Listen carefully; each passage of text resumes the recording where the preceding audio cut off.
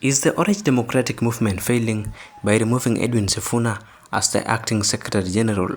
Yesterday, the party removed Sifuna and replaced him with Catherine Omayo. Constituted organs, having deliberated on matters relating to the conduct of the Secretary General, Senator Edwin Sifuna, the NEC resolved to remove him from office with immediate effect in accordance with the party constitution and applicable laws.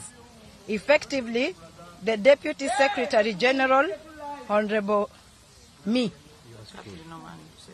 yours truly, Catherine Omayo, will act in this position until a substantive holder of the position is elected. The NEC reaffirmed ODM's commitment to democratic governance,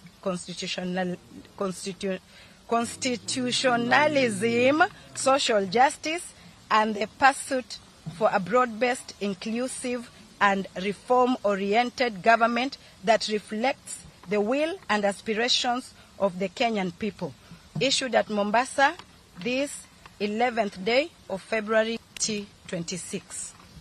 Thank you. Remember, Edwin Sifuna has been having a firm stand on the party of ODM. He has been always defending the local mwananchi rather than the government.